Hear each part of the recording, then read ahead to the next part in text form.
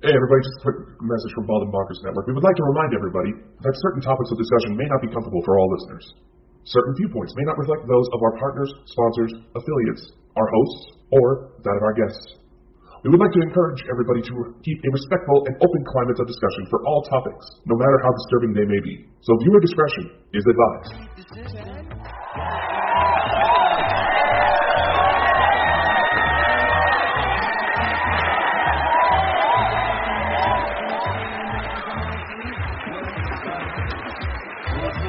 You know this world has gone insane. It is absolutely no secret. But tonight, Saturday night, you are about to experience the true measures of what that insanity can bring you. Tonight, you are about to see Bald and Bonkers, the one-of-a-kind show that delves deep into the world with no holds barred. Now, meet your host, Dakota Francis, specialist of the strange, and Crystal Mule, the UFO fanatic. Now, give it up, and let's see what these two idiots can bring you.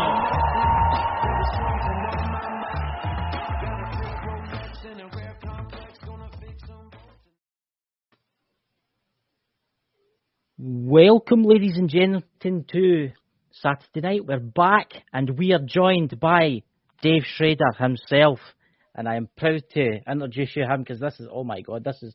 I can't help myself. I've got to say this because see all my friends that they didn't believe me. I would have you on as a guest. I appreciate it, and in order to celebrate such a momentous occasion, I want you to know that I learned one of your Scottish songs to celebrate. Yeah. So if you don't mind, right, just as, you know, I know that the Scottish Highlands and the territories out there have got some of the most beautiful and gorgeous areas and musicians and songs that are inspired. So I believe it goes S-A-T-U-R-D-A-Y, night. S-A-T-U-R-D-A-Y, night. We'll keep on rocking to the second row, Saturday night. Am I on? Is that about right? Oh, my God. That's that. The Bay City Rollers, you can't get more Scottish, right?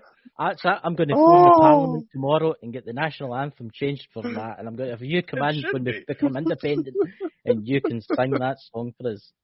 I think brilliant. I'll get all the lyrics here and that'll be your opening theme every Saturday. It's just me doing the Mike Myers horrible Scottish brogue. I always found it very funny. Honestly, when I was listening to Darkness Radio, when I first started listening to you, I think it's when you first started, and you'd be reading like an article, like a ghost was haunting a castle in Scotland. Oh my God! And it's just the way you would put in your Scottish accent, and it was just so funny, you know. You know, it's funny because there are a few countries that they roll with it, they laugh at it. Ireland, not so much. I can pick on Australian accents. I could do bad Scottish accents, German accents, even hoity-toity French accents. And I get emails from people from all those countries that laugh and get the joke of it. When I do Irish, they get so mad at me. I've noticed that. I have pissed off a few Irish too. Really? A Scotsman that pissed off the Irish? Yeah. Get out of here. Oh, wow. I know. I don't know if you've seen, what is it, William Wallace, you know, Braveheart. Right. That's a popular one. So anyway, Dave, how are you and how's things in the paranormal world? Good. Thanks for having me. Have a good rest of your night. Oh, you wanted more? Everything's going well. It's been a crazy couple of years, of course, with COVID and the world slowly reopening. But I'm back out there. I just got back from Ireland. I will be out in Scotland in September with a group of about 30 of my closest friends, and we'll be doing a tour of Haunted Scotland. And then I'll be back out in Ireland in,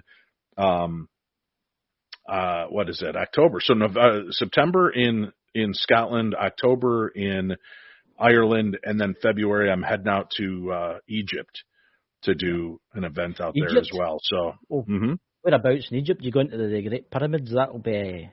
Yes. Yeah. Unless my budget can't go, I might just go for the somewhat middling pyramids. Well, it depends. We'll need to put your links out there, and we'll need to get you some fundraisers. Fundraisers, we need the money. I know. I just can't wait. I just can't wait to eat at the McDonald's inside the Great Pyramids. There's got to be one. They're everywhere. That's the thing you're always talking about. Was it the McRib? Is that not your favourite, the McRib? Oh, the McRib, yeah. But the way you say it sounds a lot dirtier. The McRub. Aye, the McRib. McRub. It's legend in the house. That'll cost you a wee bit extra to get the McRub. Well, if you pay the right amount over here, I could probably arrange it for you, you know. But anyway, I always tell people when I go to town, when we get to some town, I'm like, hey, let's try some unique cuisine. How about a Scottish restaurant? There's this McDonald's down the road. We should give it a shot. Oh, God. Yeah. Although I believe haggis and the McRib may be the same exact thing. I'm not sure. When did they put gym mats into a McRib? What? No. Haggis, you've got to try a deep-fried haggis in batter. I don't, actually. I don't have to try it at all, and you're not going to talk me into it. No, honestly, it's better than the McRib. There you go. Say it there. What? The McRub. The McRub? The haggis is better than the McRub. Oh, this is going to get turned into merch. Oh, my God. That's definitely. I would just like to say to some people in the chat, especially PWI Spiritual Investigators, welcome. And there's Mike, the Naked Bigfoot. I just told him that after the show, I would bring him in. You could get to meet him, and he's so happy right now. So sure, that's awesome. I think he's getting all excited, you know. Don't get too excited there, Mike. Keep your clothes on. That's well. He's a Naked Bigfoot. He's already put the name right out there.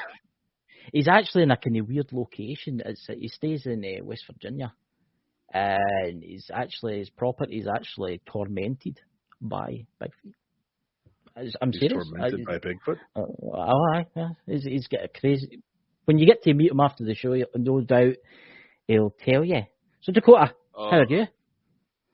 I'm enjoying you absolutely fangirling right now, man. I can't help it.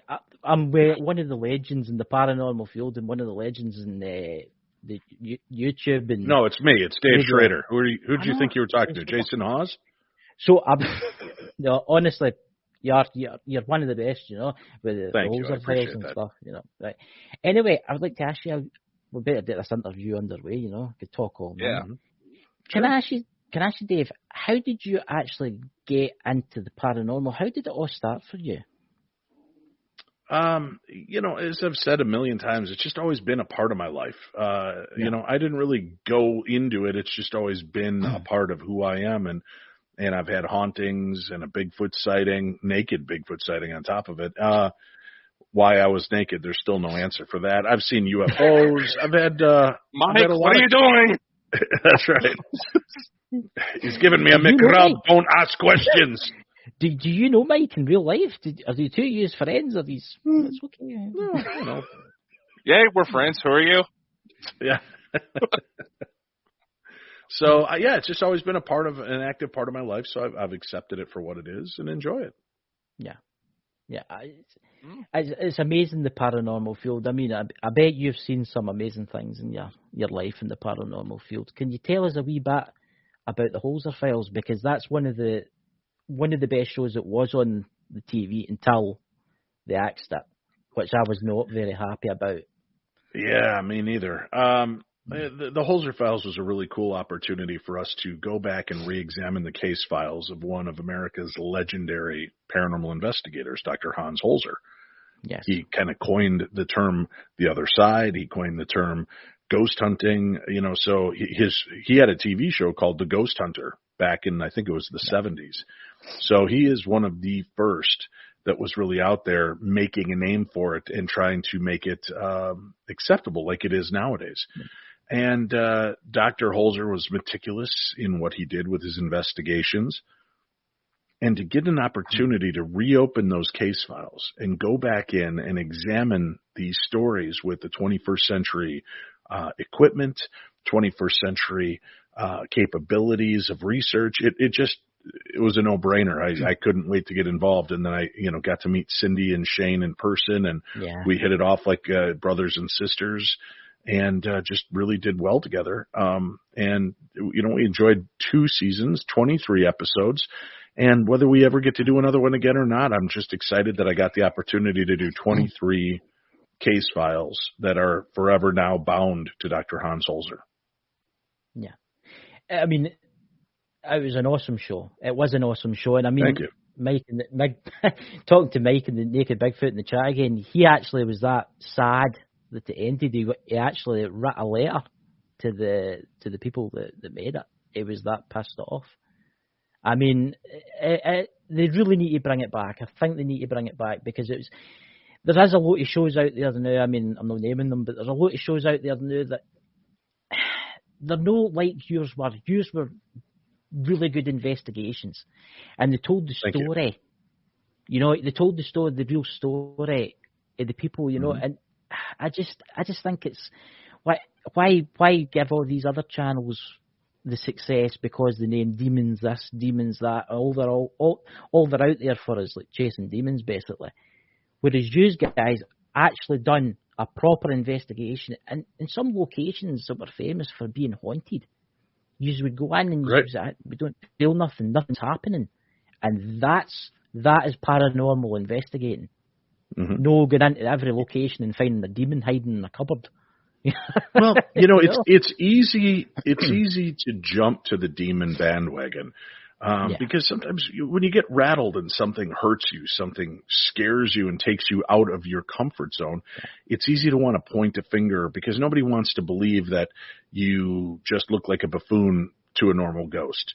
So we all kind of think we want the comfort of saying, oh, it was something so horrific and evil. But on the other hand, a lot of these other shows are going to places specifically that have a pretty dark history and ties and demonic activity known to take place there. We weren't. Dr. Holzer did not put a lot of stock and faith into that, so he didn't go searching and looking for places like that. He very rarely ran into a case that he felt had any kind of demonic underpinnings. So, that's kind of how it played out. But we were lucky too. We had a great production company and the network stood behind us. They weren't trying to force demons down our throat. When we had a moment that scared us, we were able to collect ourselves and, at first we'd, woo, demon, and then we'd calm down and realize we just had a scary ghost. We just had a ghost that's misunderstood.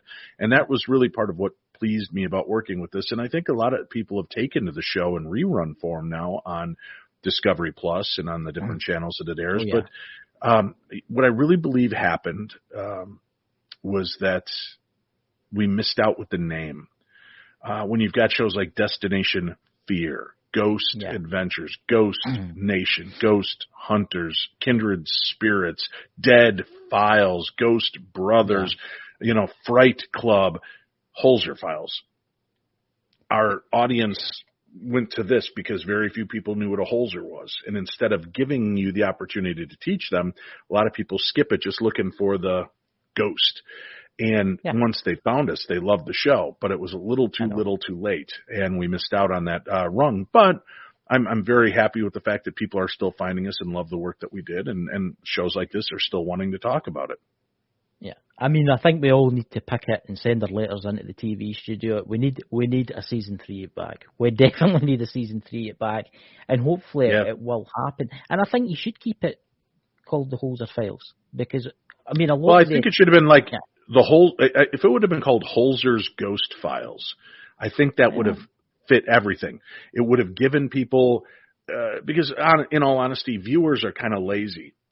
We as general are lazy. If your product doesn't say what it is, people just kind of skim over it because they're going in. I want to find a good Bigfoot show, and if the show's called Crazy Cryptids, they may not know cryptid is tied to Bigfoot. They're just looking for a Bigfoot. So you really got to tighten it up. So Holzer's Ghost Files, I think, would have done us a bigger, better service, and we'd be well on our way into season 5 by now. But Cindy, Keza, and myself got rolled over to a new program that will be coming out this fall called the Ghosts of Devil's Perch. It's Butte, Montana. The two of us, along with Katie Stafford, go there because the the police chief and the mayor were seeking help. So we put together our team and went out there to look into these claims of the strange and supernatural and see what we could uncover. And that begins airing in America here, I think mid-August through mid-October. That sounds absolutely amazing, guys. So you'll need to wait for that. I can't wait for that to come out. I'm going to watch that. So, Dakota, would you like to ask a question? Oh yeah, of course. But like I said, I'm letting you have your moment here. That'll be a shock. So a lot of, like we were talking about before the show, a lot of the 21st century equipment has allowed for a lot more in-depth observations of potentially paranormal phenomenon. What would you say would be... What? What? It's the OCD thing. You say that phenomena thing, and it just comes to mind. Phenomena.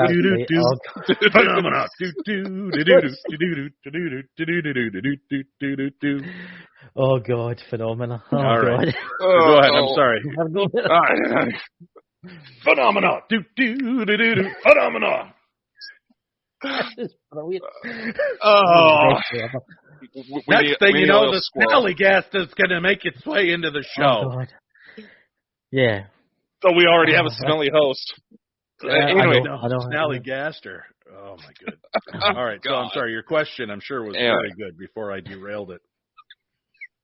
That's okay. We're used to things getting derailed. Basically, as I was going to say, where do you think the paranormal field is going to go? Because I've noticed, and a lot of researchers we worked with have also noticed, that there's a lot more open-minded approach to where even active psychiatric facilities are reaching out to paranormal groups for help on potential hauntings. So what are your thoughts? That's what's right. Can I call BS? Sure. I have a hard time believing that. I have a hard time believing that active psychiatric hospitals are looking for ghost hunters' help. I don't see it. They're licensed. One. Dakota. I'm telling the truth. Dakota, a Chuck E. Cheese is not an insane asylum, and if they asked for your help, that's what was going on. It had nothing to do with. I just have a hard time believing that a real facility or somebody in charge of the facility. I didn't believe it either. Then I started doing background research on the client, and I'm just like, what is going on? But did his superiors know that he had asked you for help on this? Because that's where it gets crazy to me. That opens up a whole weird can of worms. Listen, I believe that psychiatric issues, some of which can be attributable to the paranormal, some what people call these voices are talking to. I think there's something to it. I've heard voices out loud. Thankfully, none of them have told me to run over anybody. Those are just the quieter voices in the back of my head in traffic going, you got to run this guy over. But, I think the world has become a lot more open and accessible to the concept of the paranormal. There are police officers that have paranormal teams. These guys are bent on logic and looking for true evidential aspects. And so to me, if you're starting to get people like that involved, and look, 5 years ago, anytime a UFO story came on the news, right, it was preceded with the X-Files theme and kind of you had the host of the news going, well, today there was a UFO sighting over Loch Ness, and this is what locals had to say about it. I was sitting over there, she didn't come on. She was a sky and it was a great, and Mom said, come out of the water. I saw you, get out here and we'll saw it together. Right? And then they go back. What did you say there? They come back to the host, and the host is like, exactly. That's exactly what we thought. UFOs, are they real? Who cares? Pass me another wee dram. And that was it, right? End of the story. They always mocked it. It was always a joke to everybody about these kind of stories. Now, I almost said pentagram. The Pentagon came out releasing things. There's news about UFOs every week. NASA has entered the fray to spend 9 months conservatively looking into UFOs. So you've got much bigger things going on here. You've got major universities around the world, in Edinburgh as well, that are doing research on afterlife and reincarnation and the paranormal. And these aren't wingnut chapters of the college. It's not like some online TV schooling that you can do. It's real academies, real educational facilities that are researching this. So I think we're at a point where we're getting into it in a better way. The main problem is all of us little petty investigators out in the field that aren't tied to science. Really, how many people tell you, we approach it from a scientific aspect. And okay, so tell me exactly what the tools. Well, I saw this tool on Ghost Adventures and it beeps when ghosts come near it. But what's the science behind it? Well, there's an electromagnetic frequency, and if it's interrupted, it'll blink. But what else can you tell me about it? Did I mention they use it on Ghost Adventures, right? And that's the depth of the knowledge. They don't understand why these tools, first of all, these tools weren't brought in to prove ghosts exist. They were brought in to disprove and to find natural phenomena that were caused, and that these tools were there to try to understand what was actually taking place there. Only rudimentary, kind of as a secondary aspect of it, we realized, well, if they can influence the magnetic field, can they communicate to us through these devices as well? Yeah. So I just think we all have to come together and start treating each other better with more respect in the field, sharing. I think a location, listen, I'm here in Minnesota. So let's say there's Minnesota Paranormal Investigator Group, MINPIG. It's a real thing. And then Minnesota Paranormal Research Center, right? And the Paranormal 60 Paranormal Hot Squad.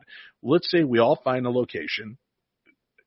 First team, MINPIG goes in and investigates it, collects their data, collects their notes and everything. They pull out. The next group, MNPRS, goes in and does it. And then Paranormal 60, Paranormal Hot Squad goes in and we investigate it. Then what we do is I think the anchors of each one of our teams should come together, show results of evidence that we found, see if the other one had anything like that or could debunk what was seen. Give us more insight into these aspects of it. We've got 3 independent sources doing 3 independent investigations without influencing one another about what they captured, where they captured it.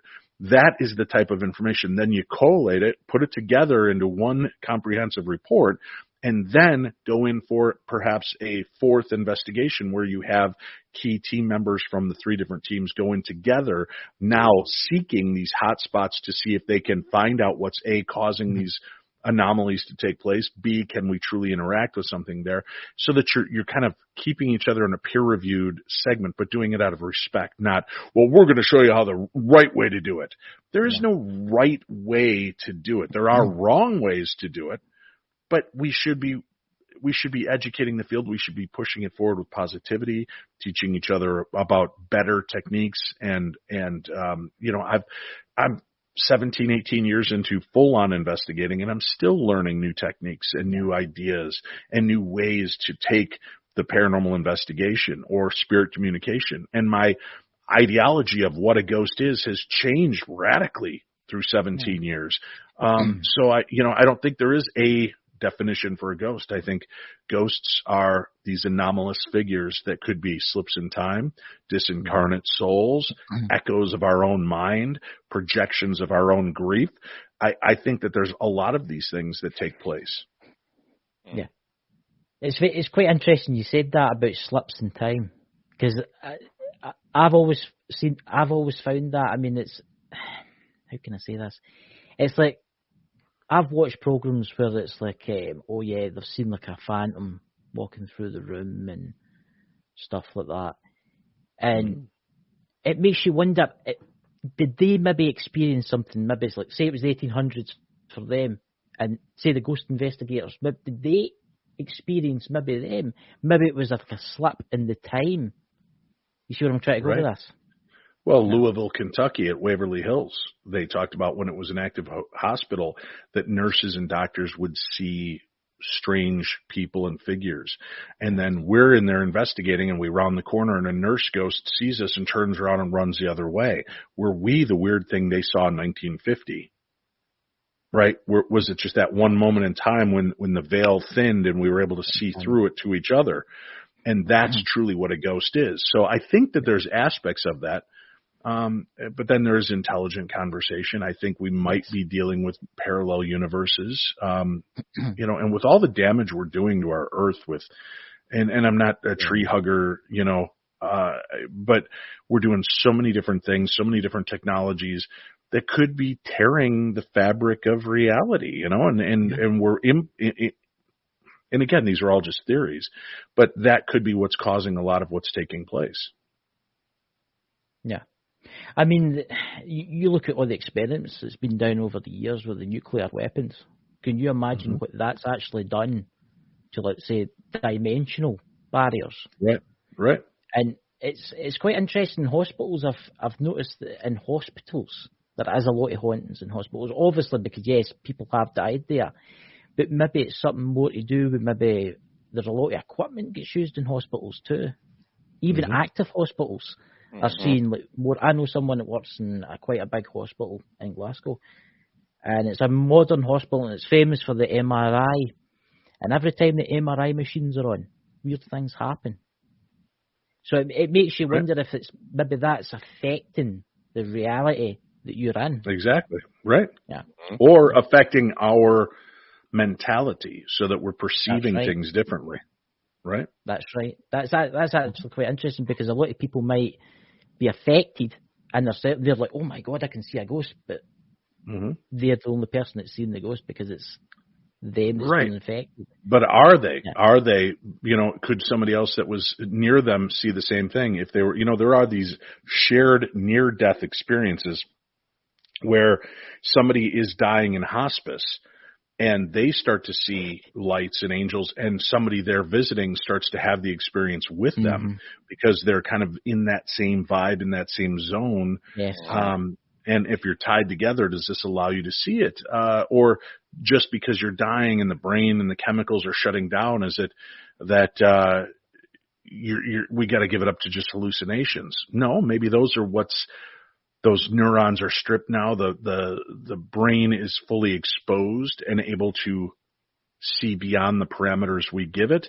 I mean, there are a lot of tricks. Our brain fills in a lot of spots, right? Our brain tries to make sense of things. We have blind spots, and you could literally take a piece of paper, draw a dot on it, and then hold it out to the side of your head and watch, and all of a sudden you'll see the dot disappear. It's still there, your eyes perceiving the paper, but your eyes going, well, everything on it's white, I'll just fill it in, and it becomes white. So if we're not in a place or expecting to see the supernatural, we very well may be just looking past it through that gauzy haze of our own concepts, you know? Can I ask you, Dave, what is your feelings in the afterlife? What do you actually think happens when your time's up, when it is your time? I don't know. That's part of what pushes me to keep going forward. I want to believe, you know, obviously there is so much really well-documented, fascinating cases of reincarnation. As a matter of fact, one of my grandchildren is going through that right now and talking about when they were alive before. So I really think that that's an interesting aspect. Now, the other thing you could look at is, okay, could this kid be tuned in to the same psychic level of that person that once lived? Are they just picking up a frequency? Are they picking up that life pattern and their brain is interpreting it as their own because they don't know how to separate it? It's right. When you get into a meditative state and you're in a dream state, your brain can't discern between a real and a vividly imaginative experience. That's why your body shuts down at night. And that's why when I'm fighting Rocky in my dreams, I'm not beating the hell out of my wife, right? Or chasing after a McRib. Right. The chemicals in your brain keep your body shut down so that you can process all these things without physically necessarily acting it out. Now, if you have neurological issues, which leads to sleepwalking, sleep paralysis, and other things, then that says something unto itself. But it's so hard to truly define what is a paranormal experience taking place. What is the afterlife? There are so many people in so many cultures that have so many beliefs, and their beliefs are, you know, I saw this giant Zen garden. well, that's their heaven. I am starting to believe that we are, in a sense, part of a matrix of our own creation. Hell is going to be, if we leave this planet thinking we deserve hell, we're going to get hell for a while. I think we're going to see the worst of the worst. We're going to have to deal with it. I think hell is facing all the people. You know, that one day I picked on Dakota in 8th grade and made fun of him. And, dude, you're a bald 8th grader? You idiot. Nobody's going to ever love you. Right? And then I think hell to me is going to be going back and then from that point forward reliving Dakota's life to see how my words affected and impacted him for the rest of his life. And all those moments of insecurity and self-loathing and hurting himself because somebody hurt him. I think people are going to relive those moments. To me, that's truly what hell is. So I've been trying to readjust my life so that I'm not that guy, so that at the end of this deal, you know, I'm only met with good memories from Chris and Dakota, not They'll let you straight making them feel bad. Yeah, they'll let you straight in. They'll be like, "There's that guy there, what a man." That's right. And I think heaven is going to be doing the same thing. I think it's two sides of the same coin. Heaven to me will be seeing and getting to live through the eyes of all the people I've positively affected and watch how I might have, that one day I smiled at somebody or I stooped to lend a hand or threw $100 to them to help them get out of the problem they were in, how that set their life on a different course. And I can watch that play out. I think that's heaven to me, is watching the good things that we've done, not looking for the pat on the back, not looking for the attaboy, but I think to me that is my version of heaven. That and being surrounded by my children and wife and all my pets. That'll be heaven. I mean, think of all the people that you've aspired to do stuff. I mean, I'm going to say it. I'm blaming you, Dave. This is what got me into this field. Darkness Radio. This is what got me into it. Honestly, it's your fault. That's right. But you've inspired me. I've got so many bastard children out there. Do you know how many people have told me that they started their paranormal radio show because of darkness? So I could take that one of two ways. One is a compliment that I inspired somebody, or second, as somebody going, this guy is pure and utter shite. I need to create my own show so that people can actually find out what's entertaining. So either way, I guess if I inspired you, that's the positivity of it. So I hope it played out well for you. It's not just that. I'll take a road, right? I take a road. I used to suffer. Well, I still do. I still suffer from really bad depression, right? Mm-hmm. And I would listen to you, and you would talk on Darkness Radio, and you had the same kind of problems. And I was like, I was moved. I was like, look at this guy. I bet I could do the same stuff as this guy, right? And then I started exactly doing it. What I hoped. Yeah, and then I started doing it, and it's opened up the door. I've got friends in the chat, Mike the Naked Bigfoot, Smith Family, Sherry Paranormal World Investigators, Dakota. It's opened up. It's gave me all new friends. So I can thank you for the bottom of my heart. You have done the world a good here. Well, thank you from the bottom of my heart for letting me know that. Dakota, something going on behind you. You keep turning and giving me like the $5 bill profile. Yeah, K2's going off like crazy. Yeah. You know what that means? Your phone's on, and you need to set it to airplane mode so it's not getting pinged by all the messages. See, I'm a skeptical believer. I've seen weird things, but I also know that, Maybe. I don't know. That's actually a good point. What is your favourite ghost hunting gadget there? I like all tools for different aspects and different reasons. Mainly the recorder, because I like an immediate response. I'm an MTV generation guy. I want my MTV and I want it now, right? So I like being able to open it up, ask a few questions, play it back, see if I got a response, start up another set of questions, turn it off, see if I got a response. If I get a response, try to take the conversation forward. Unfortunately, that doesn't happen that often. We get the stray messages here and there, but even that excites me. But the recorder, I like the SLS camera, but it's fallible. I like the K2 meter, but it's fallible. I like, spirit boxes, but they're fallible. There's so much to it that's just, you could easily dismiss all of it. But, here's the deal.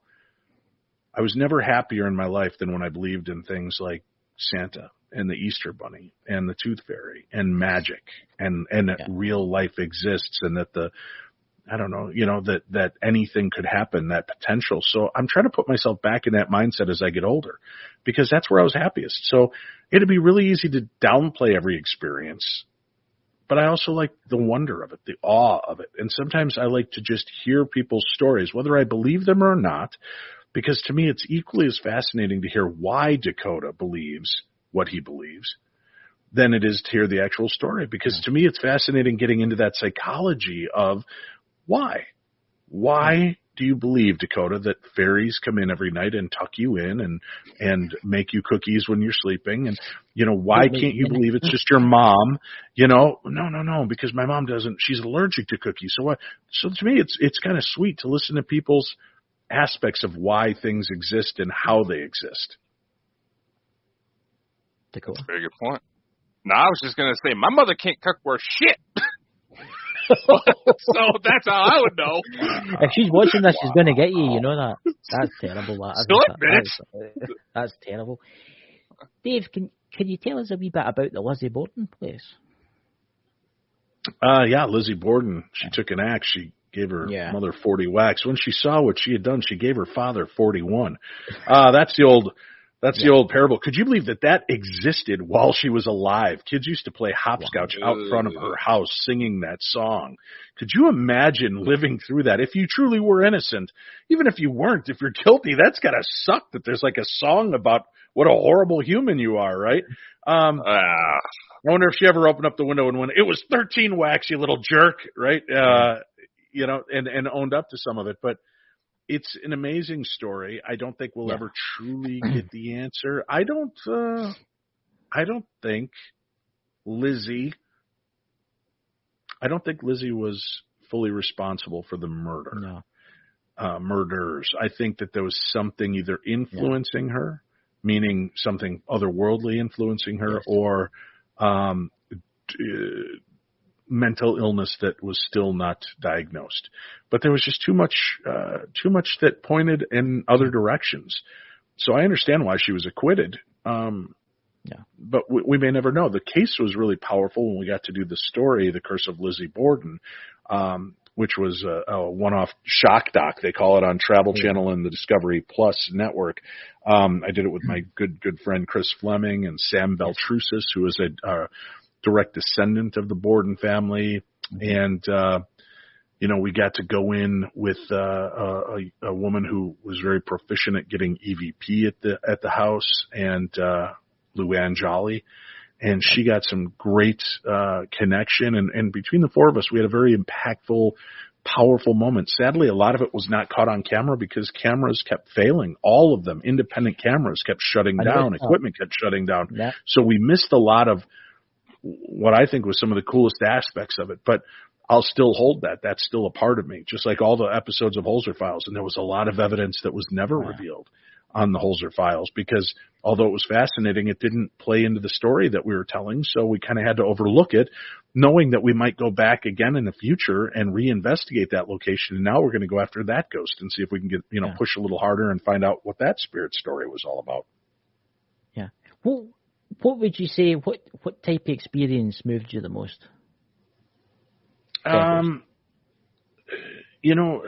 The episode at Franklin Castle in Ohio, because that one resonated with me on so many levels. I'm a dad. The little girl that passed away there passed away from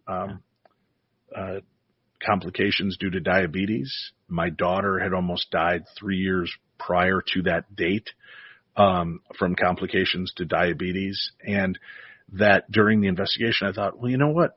This ghost seems to only make itself known to the children.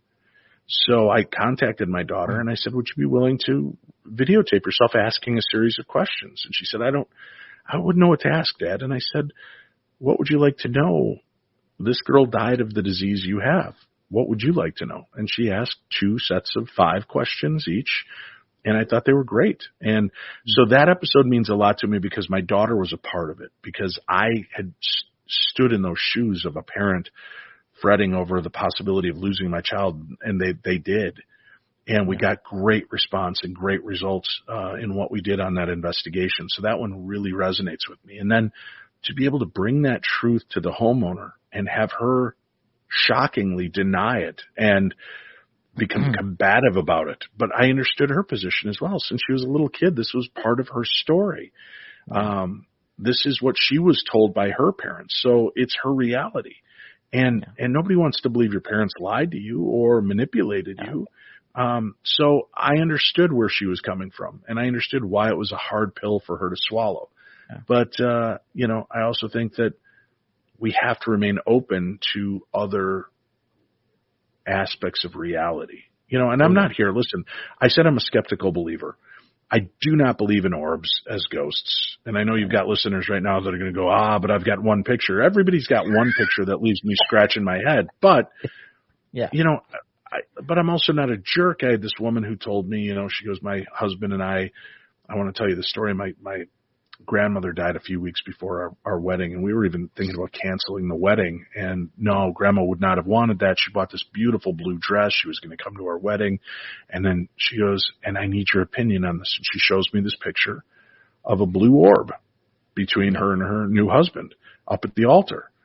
Now, with that story in mind, I just looked at her and I said, I have no doubt in my mind that your grandmother was there with you that day, and I'm glad that this picture brings you comfort. Because I'm not there to destroy somebody's perspective or beliefs, and I cannot tell you unequivocally, 100%, that is not your grandmother, that is just a refraction from the stained glass window that's also blue off in the left-hand corner. So I can't tell you that that's truly what caused that. I can think it, but I know that right now in your heart what you need to know is she was there. So I was able to answer that without answering it. And, I don't want to rain on people's parades when it comes to that, but I also don't believe that, that was a good story and it was a good moment and a good memory for her. Dee's family were spreading lies. It'd be like, okay, I die tomorrow, and suddenly, 20 years from now they start saying, Dave Schrader was a pedophile and he kept a secret moat in the basement and he would float the children's bodies out into the lake behind his house. And all of a sudden you're shredding my name, right? And that to me is wrong. Because there's no logic to it. There's no notes. There's nothing written. There's nothing that anybody ever talked about during that time. How did you find this out? Well, we heard it from people that lived there and their families. And people lie, and you can't hang a story. And that, I think that's what we learned most from the ghosts that we investigated is they just wanted their story told right.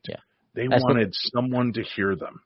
It's like the gossip syndrome. It's like somebody will tell you something, then that person will not think it's that interesting, so they'll add something to it, and then they'll give it to someone else, and then they'll just do exactly the same. Yeah, the telephone game, right? Yeah, telephone. Yeah, and then we did another. And the name always escapes me.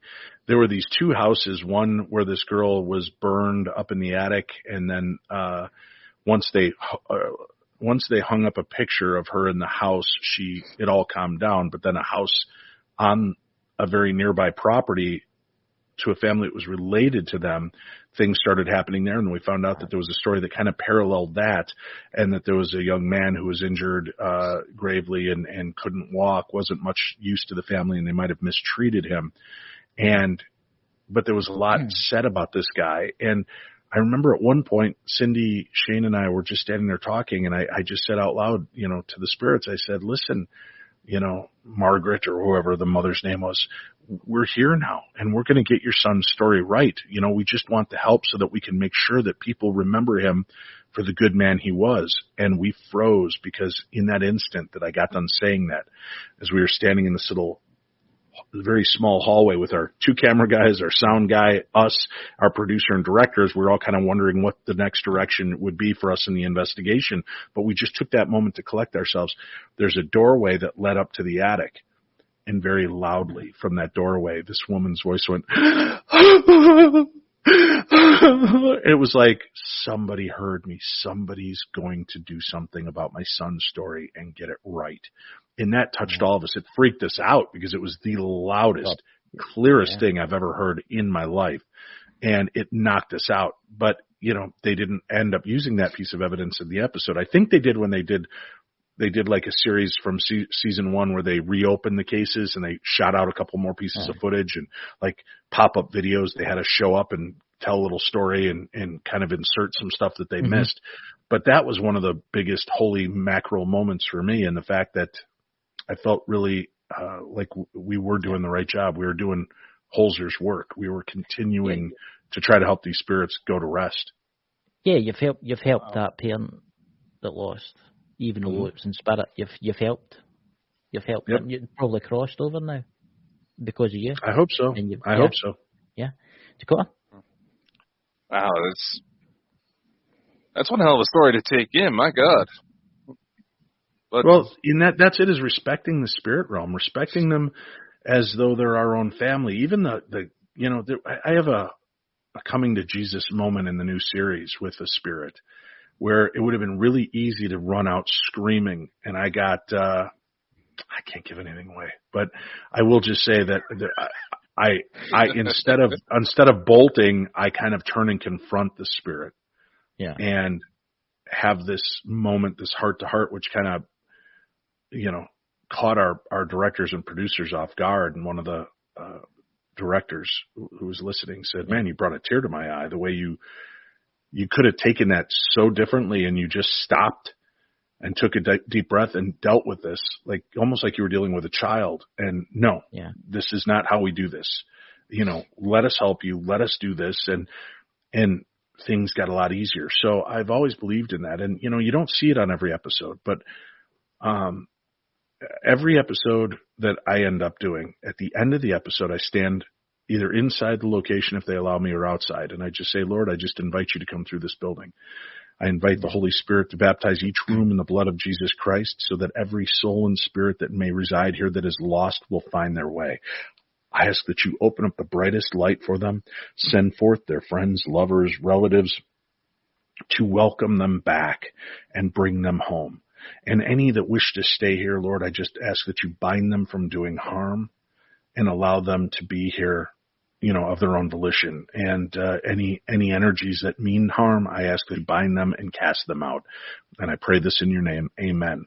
And I come at it. That's my Christian perspective. There's other ways. It's an intention is what you're setting. And I hope that helps. I don't know for certain, but I've been in locations where, I talked about this occasion I had at Bobby Mackey's Music World when we were in the basement one night and we were doing an investigation. We had a big group and it had pared down to the night and there was only about 4 or 5 of my friends still down there and they had one of the spirit boxes going and you just hear the and I go, "All right, you guys finish up. I'm going to go make sure every other place is cleared out." And as I start to walk out, the spirit box goes, "Schrader." And I'm like, did I just hear that? And I just kept walking, and all of a sudden it goes, "Schrader." And I heard my friends go, "Dave, I think it's calling for you." So I turned back around, and I walked over, and I stood amongst them, and I said, "Okay, I'm here. What do you want?" "Pray." And we all just kind of looked at each other. Okay, so we grabbed hands, and we said a prayer very similar to what I just shared with you. During the entire prayer, nothing. We get done with the prayer, and it's like, it's not like Hollywood where all of a sudden you feel the room start to vibrate and a white light opens up and you see the souls. It's reality. You finish and you just stand there going, well, I hope that worked, right? And I said that. I said, I hope it worked. And then the only other word that came out of that box, joy. And nothing else came out of it after that. That's so to me, that was amazing. And I told that story recently when we were at the Palmer House Hotel in Sauk Center, Minnesota. And one of the people that was there for the Bobby Mackey thing was there with me. And all of a sudden, when we were talking to the spirits, I said, "Is there anything that we can do to help you?" And it said, "Please pray." And we all just kind of looked at each other because I just shared that story. So everybody stopped in what they were doing, whatever belief system they were a part of. They just let me lead a prayer, and we did a prayer. So I'd like to believe it helps. The Bible tells you that, the Lord listens, especially if you come in voices of more than 2 or 3. So, we had a group of 10 people, 20 people praying for these spirits to be released. So I'm hoping that does something, but I know it doesn't hurt, right? Yeah. It doesn't, no. Very true. You could have saved thousands of souls for all you know. You know what I'm saying? Yeah. Yeah. And I haven't gotten paid from one of those souls yet. I know there's something Maybe. good to ask. Well, real quick, maybe that'll be part of my heaven as well, that when I cross over, all those souls that I couldn't see with my eyes or hear with my ears, maybe all those souls will be there to embrace me. Yeah, they'll be waiting on you to thank you for everything you've done. Or kick my ass out. I don't know, either one. I'm going to bring up the alien subject again. I can remember there was a clip where you, was it Ghost Adventures, and you went to this location and you had an experience. Stardust Ranch, out in Arizona. Mm-hmm. What was your experience? I know you've seen something strange in the sky. Can you tell us a little bit about that?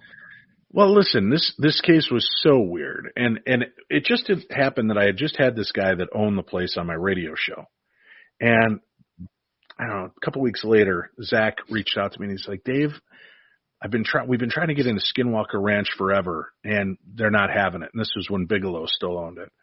And he goes, do you have any places that are like that? And I go, actually, I do. Let me send you this guy's episode that we just did. And he listened to it, and he came back and he goes, can we get this location? And I said, I'll call the guy and ask. And I talked to the guy, and he's like, yeah, I would love for somebody to believe me and come out here. So there were claims of aliens and cryptids and portals and UFOs and motherships and rapey ghosts and really weird stuff. And he had seen his wife raped by a spirit and raped by aliens, and her body hovering above the bed, and all these horrific things. And he had slayed a few of them using a sword. So it just sounded so absurd and ridiculous, but I wanted to go because I'm like, what are the chances? If God willing, I get a chance to see this, let me go. Well, we went, and I was not I'm not a sensitive guy. I'm not a psychic or medium. So we went there, and I didn't pick up on any of this supposed energy. But, you know, Billy Tolley and I were talking, and we were looking up at the mountain across from us where this mothership had been seen hovering over it a few times. And he goes, what would you do if just a UFO came right over that right now? I said, I'd say, beam me up, Scotty. I'd love to go. He goes, you would really go? I go, oh, my God, who wouldn't? To get the chance to see some other place. And somehow that got twisted into, so you want to be abducted. And I think it's funny that they didn't cut it. They didn't edit it. So you see all of us in the little like golf carts as we're trucking around and we're following weird stuff. And all of a sudden Zach goes, so Billy tells me you want to be abducted. And I go, well, I said I would want to go. No, he said you want to be abducted. I'm like, yeah, okay, I want to be abducted. And I just think it's funny that they kept that whole little part of our conversation in. But they go, all right, well, why don't we put you up there by yourself? And you could see the three of them like, he's going to chicken out. And I said, okay, let's do it. Really? You'll do that? I'm like, yeah, let's go. I want to see this. I want to go. So as they're going up there, I'm like, I'm also about to isolate myself. I could not be seen for the rest of the episode. They could cut away to one moment of nothing happening, and that's it. End of Dave's deal. So being a showman, a little P.T. Barnum in me, I'm like, well, what can I do to make sure, A, that they come back for me, and B, that they have to keep checking on me with these cameras during the remainder of this episode? That's when I took off the walkie-talkie and handed it to them, and then pulled out my cell phone and handed it to them. And I said, I don't want either one of those. And they're like, why? I said, because if they are really watching, if the aliens are really listening, and they know I have a device that can call for help, why would they come to me? So I'm coming here pure of heart, completely willing to let them come interact with me. And I'm going to give away all of my opportunity to communicate, all of my opportunity to reach out for help. And then Billy Tolley looks at me and he goes, there's mountain lions and rattlesnakes up here. And then one of the camera guys had a gun and he fires it off to kind of scare away anything in the immediate vicinity. And I'm like, well, listen, we all got to go. So, I could do it choking on a ham sandwich, or I could do it being eaten alive on Ghost Adventures. Either way, it's a win-win, right? So let's go up there. So I stood up on the mountain, and I had binoculars they were night vision binoculars with a video camera. So I was watching, and I saw this one light come trekking across the sky, and it kind of stopped. And I'm watching it. I'm like, holy cow, it's stopped moving. Satellites don't stop. Planes don't just stop. And I'm looking at this thing, and I started videotaping it, and then all of a sudden, boom, it just took off like a shot. So I got to see that. And then they had a light cannon. It's a night vision, like a big light cannon on the other part of the hill shooting at me so that the cameras could see me. And I started hearing like something walking around in the rocks by the light cannon. And I can't see. And if I pull up the night vision binoculars, they're washed out because I'm being bombarded with IR light, so I had to put them down. And I'm just trying to look. Something was definitely walking around, watching me and observing me after I saw that UFO fly overhead. So that was kind of a cool moment, but I always like to laugh. When I hand Zach the phone and the walkie-talkie, at first he was perplexed, and then all of a sudden I saw that look in his eyes of, oh, you want more TV time. And I'm like, yes, I do. So I'm glad I did it. I'm glad I went up there, and I love the fact that everybody said you had brass balls, Schrader. You were up there by yourself, while everybody else put it on. I always like to remind people, let's refresh. On this mountain, all that they've ever seen is a weird light hovering above it. Down in the house, they've got rapey ghosts, rapey aliens, portals, creatures coming through, aliens trying to kill people. Yeah. I think I was in the safest place. Let those idiots hang out in the house. Right? I mean, I'm going to stand up on a hill and see lights. Woo! Yeah. Was that the first time you had been on TV? Was that the first time you'd been on TV? No. I was on episode. I was like one of the final episodes of season 2 of Paranormal State. That's right. And that was an episode called First Contact, and it was a UFO episode. Yeah. So I did that. And if we want to go back even further, I am in the audience on 2 Oprah Winfrey episodes, and I was on Bozo Circus when I was 4 years old. So, but those don't really count. It's been quite a while. Yeah. So, but my first paranormal TV appearance was on Paranormal State. My next one was on Ghost Adventures, the Rolling Hills Asylum episode in one of their first couple of seasons. So I've done, I think, 7 or 8 episodes of Ghost Adventures. I did like the Palmer House. I did the Demon House in Seattle. I did Stardust Ranch. I did Rolling Hills Asylum. Return to Bobby Mackey's. I'm trying to remember, over 17 years, they all kind of blend together. And then I did their 2 live Halloween specials. Then I did Haunted Salem Live. I did a TV series with Zach. It was a mini series called Paranormal Challenge that we did back in 2011. And that was a 13-episode mini series. And then I did Holzer Files for 2 seasons. I just filmed this new season of a show called The Ghosts of Devil's Perch, which should air this fall. And then I also was on an episode of Haunted Hospital. So I've had my fair share of being out there and being seen, and then hosting Darkness Radio for 17 years. I'm now half a year into my new podcast, The Paranormal 60, which we do live on YouTube every Monday and Friday, and then the audio is put up on just about every podcast app out there, so people can find the Paranormal 60, Paranormal 60, and tune in and check us out on that. So, I've had a very lucky, rich life to get to do these things that I like to do. You're also an author of a book, are you not? Yes, I co-authored a book. Yeah, it's called The Other Side, and this book came out right after Hans Holzer passed away, so we dedicated the book to him. Because he coined the term The Other Side. So we did The Other Side, A Teen's Guide to Ghost Hunting and the Paranormal. Hey, stop it. Sorry, my cat is chewing on plastic and he will end up puking everywhere. Hey, dummy, stop it. I got one of those. Yeah, so, if I don't stop him now, 10 minutes from now, he's going to be in my living room going, That's terrible. I've got a border collie. I've got 4 cats and a dog and 11 kids and 3 ex-wives and a partridge in a pear tree. Oh, my God. Yeah. So, Dakota, would you like to, before the end of the show, have you got any more questions, Dakota? No, I think I got all my questions asked, and I like how we managed to time that little segment plug right at the last few minutes. That was good. I'm a professional. I do want to say this, though, for you and your listeners, and especially, Chris, because you opened up about your dealing with anxiety and depression. Never be ashamed.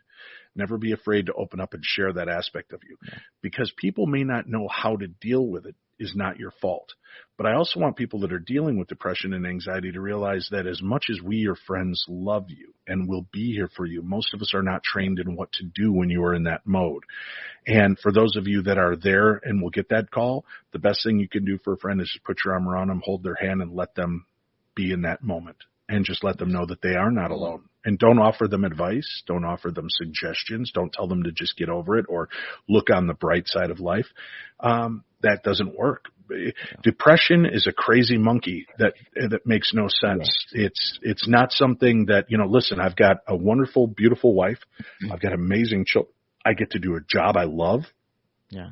I got to walk away from corporate America almost 20 years ago, and I get to be on radio, which I've wanted to do since I was a child. I get to be on TV, which I've wanted to do. I used to practice my autograph when I was 7 years old because someday I wanted to be on TV. So I've willed these things into existence as part of my life. And I firmly believe that I've got everything. Wow, why could I still be depressed? Depression knows no limits, no logic.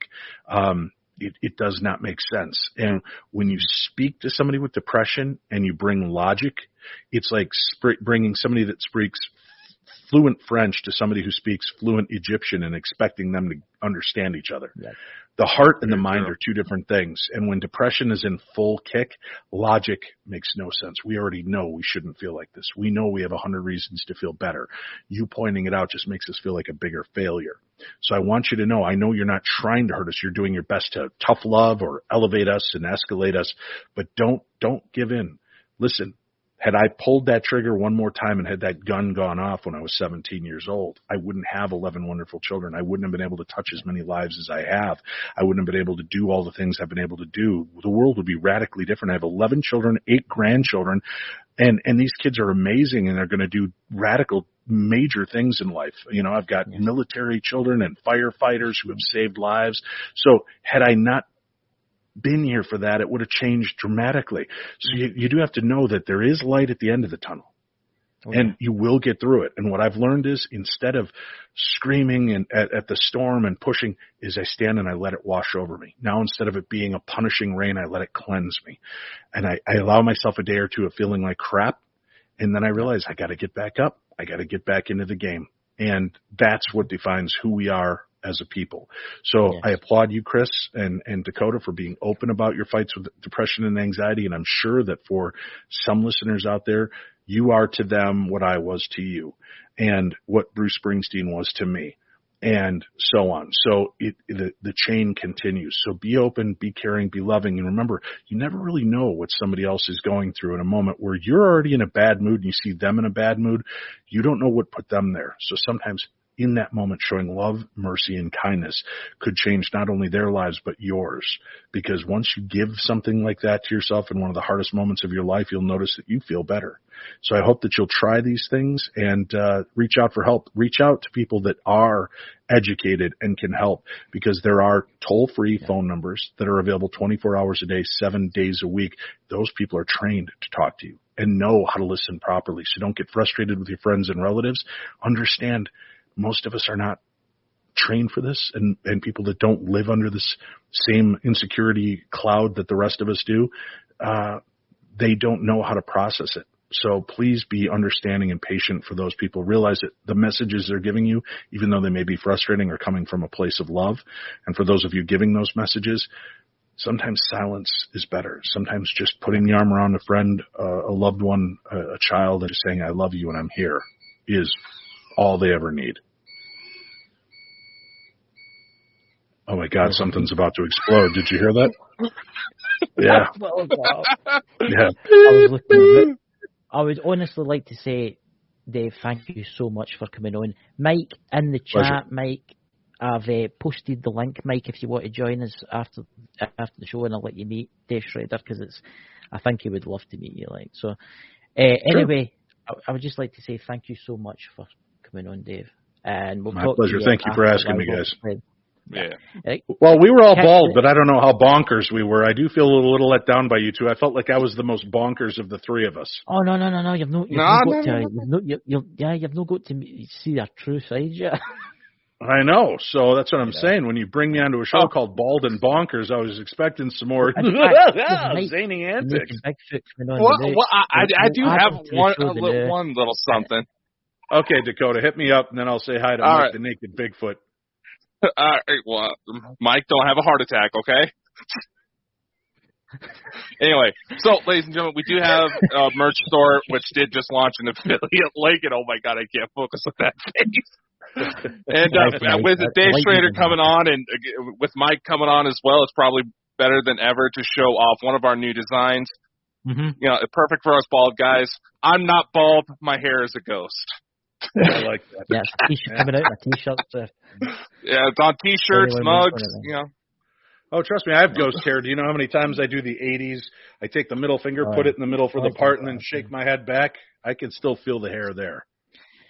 I miss my hair. I don't know where it's you know, look at Mike. I've never seen him so happy. Mike's got the most joyous like smile. I just want a t-shirt with Mike's face on it going, all right, I know. screenshot. All right, I know. perfect. I'm going to get a screenshot here. I'm going to get a screenshot of this, Mike, honestly, because I'm going to put this. I'm going to get a t-shirt made up just for you on it, Mike. Just Here, we'll blow up Mike's face real quick. Yes. Screenshot.